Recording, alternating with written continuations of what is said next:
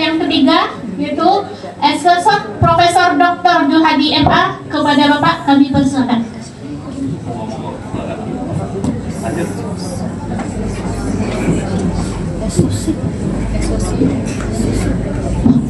Assalamualaikum warahmatullahi wabarakatuh. Bapak Ibu yang kami hormati, untuk mukadimah dan penghormatan kita topangkan pada pembicara terdahulu. Bagaimana Bapak dan Ibu? Apakah saya kelihatan gagah hari ini? Kalau Bapak dan Ibu mengatakan saya gagah, mungkin itu adalah fitnah.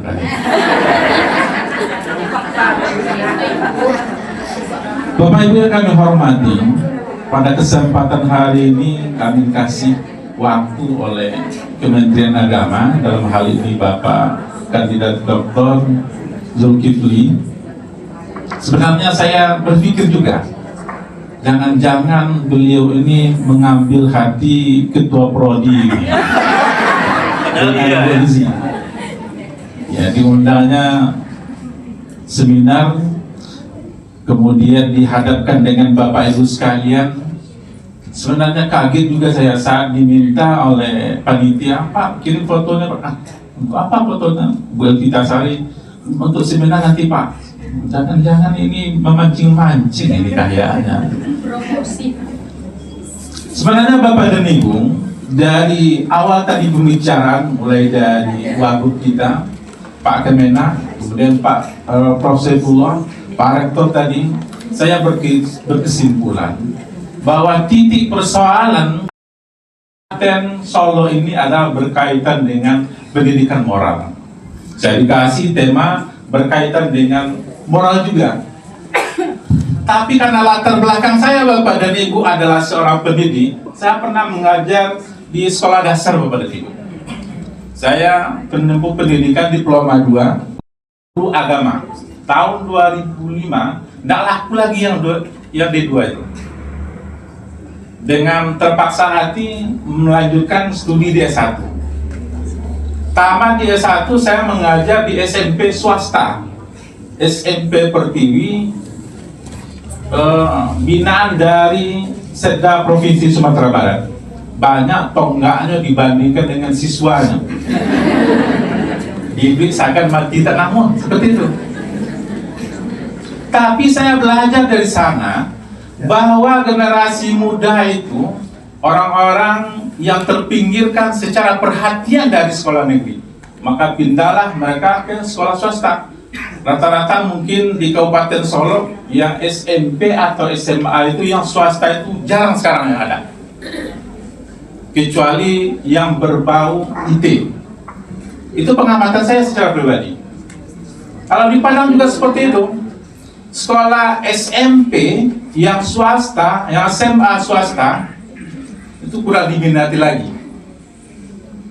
Paling-paling tidak laku tinggal di negeri, bermasalah di negeri, pindah ke swasta. Tapi bukan berarti mereka itu tidak memiliki kualitas yang bagus. Saya terkesan dengan beberapa hal yang disampaikan tadi. Teringatlah saya satu pesan dari psikolog, bahwa sebenarnya persoalan mendidik anak itu Bapak dan Ibu tergantung pola didik kita sebagai seorang pendidik sekaligus sebagai orang tua. Saya yakin dan percaya di sini semua termasuk saya, dua peran penting yang dimiliki. Pertama sebagai pendidik, kedua sebagai orang tua. Ya begitu Bapak dan Ibu. Ada yang masih belum menikah hari ini? Masih ada? Masya Allah, luar biasa seperti ini. Mudah-mudahan setelah ini Bapak dan Ibu bertemu dengan jodohnya. Dan jangan sampai Bapak dan Ibu seperti kasus yang terjadi di Jember, sudah terima SKP 3K nya mengajukan gugat cerai. Ya, terima SKP 3K nya, terima sertifikasinya, diajukan surat ke pengadilan agama. Jangan bertemu yang seperti itu. Baik Bapak dan Ibu, apa yang ingin saya sampaikan pada hari ini, karena kita terbatas oleh waktu, bahwa berdasarkan psikolog menyampaikan ada 5 bahasa cinta dalam mendidik anak. Mungkin dari guru BK sudah memahami hal ini. Pertama, berkaitan dengan bahasa cinta itu adalah kata-kata. Saya Bapak dan Ibu mengajar dari SD sampai perguruan tinggi. Awal masuk kelas itu saya tidak pernah langsung mengajar. Tidak pernah sama sekali. Sampai di S3 itu Bapak dan Ibu, mohon maaf ini agak sombong juga nih Pak. Bapak Kemena ini kan mahasiswa saya di program dokter ini.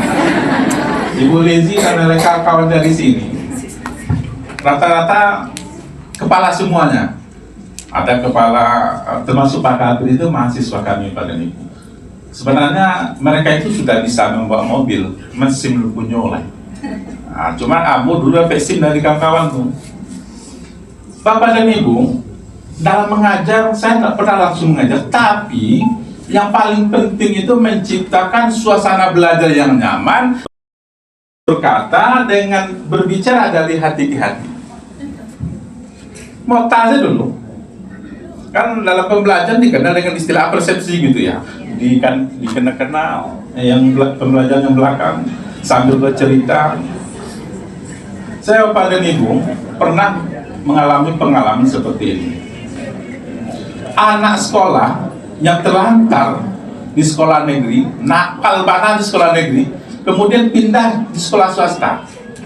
Karena mendapat perhatian yang lebih, sebenarnya anak-anak pun tidak ada yang nakal sebenarnya Bapak. Anak itu tidak ada yang nakal, tidak ada yang kurang ajar, tidak ada. Cuman saja yang kurang tepat menghadapi mereka. Cara kita saja. Pernah enggak anak-anak kita saat datang dengan tepat waktu, alhamdulillah Pak, yang mana ayo capek nyutik luar biasa. Pernah enggak kita melontarkan kata-kata ke anak-anak kita yang datang telam, yang datang lebih cepat dibandingkan dengan temannya? Karena kita lebih konsentrasi kepada anak yang sering terlambat. Di aturan di sekolah ada tata tertib 1, 2, 3 langsung ditulis di bawahnya sanksi. Biasanya seperti itu ya. Pernah enggak kita mencantumkan di aturan di sekolah anak yang datang 6.30 itu dikasih sepeda motor listrik? Aku rasa kawan-kawan itu kan anak datang lebih awal. Kita sangat pikir terhadap ujian terhadap anak-anak, termasuk anak kita di rumah. Pernah enggak anak kita berbicara, Ma, Bu, ya, Pak, Pak sangat sayang pada Papa Rasulnya. Nah, dia pernah Pak menyampaikan, nah lihat, yo Papa sayang tulus, mana nyuka awak pada santi yang awak, pernah awak terkait itu pada ibu di rumah. Alhamdulillah, tapi kok generasi itu seperti itu. Jangan-jangan sekali setahun saja kan? Ada Bapak dan Ibu, biasanya hari ibu, hari ayah, hari guru, teacher day di sekolah kan, biasanya anak kan menulis, ya kan? Menulis surat cinta kepada gurunya, menulis surat cinta kepada ibunya. Pernah tak Bapak dan Ibu membalas hal yang sama dengan anak itu? Saya pernah Ibu ditulis di anak awak, anak kan SD, TK, diajarkan di gurunya di sekolah, menulis itu. Selamat Hari Teachers Day ya Bu ya, atau selamat Hari Ibu ya Bu, Ma, sangat banyak bahasanya. Lah pernah gitu Bapak dan Ibu menulis secara kertas, dilakukan hal yang sama, ditulis pula dengan tulisan tangan, apalagi seorang bapak. Mohon maaf Bapak dan Ibu, kami di S3 ada namanya mata kuliah Neuroscience Pendidikan, berbicara tentang otak. Sebenarnya penanganan anak laki-laki dengan anak perempuan itu berbeda Bapak dan Ibu. Usia anak-anak, usia remaja, apalagi dengan usia orang tua, itu penanganannya berbeda. Jangan dikasih obat yang sama kepada anak. Kalau perempuan Bapak dan Ibu, itu kan sebenarnya kalau neuroscience itu kan lebih banyak ngomongnya, talk on the talk, kan sering kita dengar itu. Berbicaranya perempuan itu lebih banyak dibandingkan dengan laki-laki. Makanya perempuan itu lebih senang mendidik anaknya yang baru lahir, karena perempuan itu banyak kosakatanya. Kalau berdasarkan ilmu psikologi pada ibu, perempuan kalau tidak mengeluarkan 20.000 kata dalam sehari, stres itu Pak. Stres. Jadi kalau ada yang dua-duanya mau dangan deh. Karena kodratnya seperti itu. Itu udah itu logam. Stres itu perempuan. Tapi perempuan berbicara seperti itu tak membekas itu. Beda dengan laki-laki. Jadi Bapak dan Ibu, laki-laki itu otaknya 70% itu seks itu Bapak dan Ibu. Jadi kalau laki-laki, anak laki-laki dibandingkan dengan anak perempuan, laki-laki kalau meninggal istrinya masih sirahnya, tanahnya, wahnya lebih kaya. Beda dengan perempuan. Kalau perempuan, kalau semakin banyak kesibukan, itu semakin lelah, tidak perlu gitu loh. Apalagi kalau banyak camping yang dua, tidak perlu lagi simas tuh loh. Yang penting emasnya banyak. Tidak perlu gitu.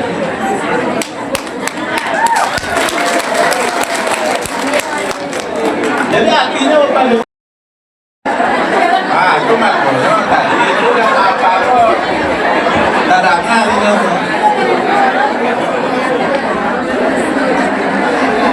Jadi perempuan Bapak dan Ibu, apalagi anak kita perempuan. Jadi sekali lagi Bapak dan Ibu, sering interaksi dengan kata-kata dengan anak di rumah ataupun dengan anak di sekolah itu membantu perkembangan psikologis anak ke depannya.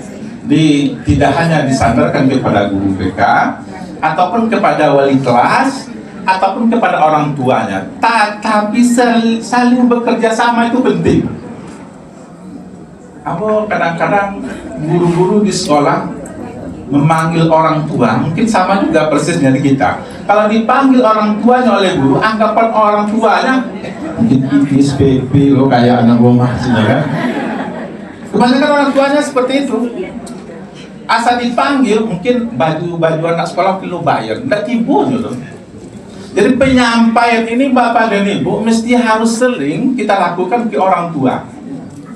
Jangan sampai sekolah bakal sekolah saya, guru bakal guru saya, orang tua bakal kata orang tua saya, termasuk anak, artinya anak diabaikan. Jadi Bapak dan Ibu, kata-kata verbal itu sangat sensitif terhadap perkembangan otak anak dalam proses pembelajaran. Contoh, anak ibu Satyang Bana ya. Apalagi Bapak dan Ibu datang ke anak, kemudian ada namanya bahasa cinta itu kan ada pelukan itu. Ada anak datang ke awak, pengen dipeluk saja. Anak awak sendiri datang ke awak, pengen dipeluk saja. Nyaman ini rasanya dengan pelukan orang tua. Ini Bapak dan Ibu, barangkali kita anak punya anak kecil sampai umur dewasa yang akrab dengan anaknya. Karena ada yang kadang tuh malu dengan orang tua. Tapi kalau masih anak-anak Bapak dan Ibu dipeluk waktu membangunkan mereka, dibangunkan mereka itu Bapak dan Ibu itu bukan dengan kita ambil sekolah, coba jago, bukan seperti itu. Kan biasanya kita bangunkan dengan sentuhan. Kalau bapak dengan ibu membangunkan itu berbeda reaksi anak. Sangat jauh berbeda reaksi anak dengan bapak. Jadi perlu sampaikan nanti bapak dan ibu di rumah kita masing-masing, diaplikasikan di rumah kita masing-masing. Jangan sampai ibu yang sering membangunkan anak, karena anak itu lebih berlantai angan dengan ibunya dibandingkan dengan bapaknya. Oke. Kemudian Bapak dan Ibu, ada bahasa cinta itu dengan quality time. Waktu bersama dengan anak, tidak perlu bermewah-mewah Bapak dan Ibu. Cukup ini dibawa saja mungkin ke kantor oleh orang tuanya, ke kantor, kemudian bersama dengan anak itu tuh memberikan kesan yang luar biasa terhadap anak didik kita, terhadap anak kita. Itu makanya kalau sering-sering Bapak dan Ibu membawa anaknya keluar dari sekolah lokal itu, kan ada anak yang tipenya Bapak dan Ibu kalau berajakonya tidak masuk cialah di nyono. Tapi kalau disuruh gotong royong Wah, nomor satunya tuh. Ayo bentuknya karena itu kok selesai gitu. Semangatnya. Karena kan bisa dipaksakan. Jadi dalam kelas ini ada suku matematika, ada suku agama. Wah, pasonya dia taruh. Tepat kalah tadi gitu. Tapi coba evaluasi sekali. Dengan waktu santai gitu kan. Bawa motor, bawa main, atau sekelas tuh dibawa rekreasi dia sekali. Di lingkungan sekitarnya saja. Semangat itu. Jangan aja taruh sih. Apa di kawan-kawan bapak dan ibu di S3 itu jarang aku yang langsung belajar. Santai berapa menit dulu, bahkan habis waktu di motor santai deh. Seketik-seketik berkobar di laluan. Nggak bisa. Termasuk juga anakku seperti itu pada ibu. Apalagi anak-anak gini. Seketiknya maju mana luar biasa, sangat manja sekali. Jadi Bapak dan Ibu, ini perlu dilakukan di sekolah maupun di rumah.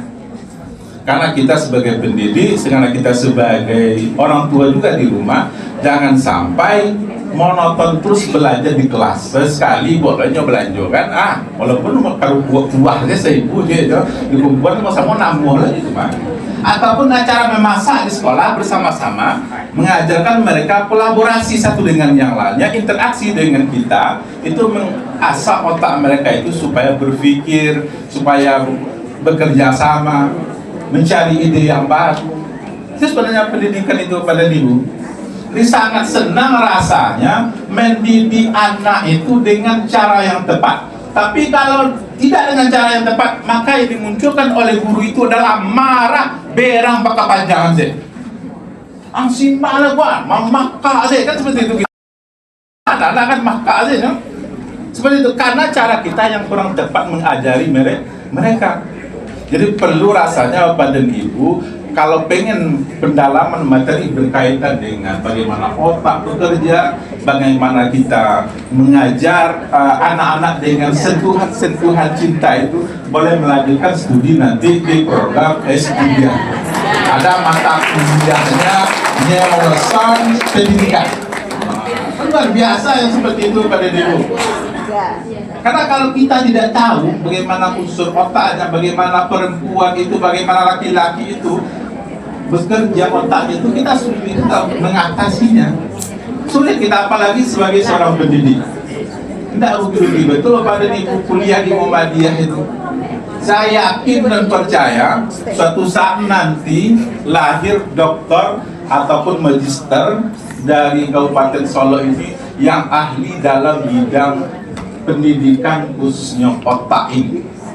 Nah, bagaimana mengatasi persoalan-persoalan yang menjangkit di Kabupaten Solo ini, terutama adalah generasi muda, bisa dimulai dari pola asuh dari sekolah, berkolaborasi dengan orang tua di rumah.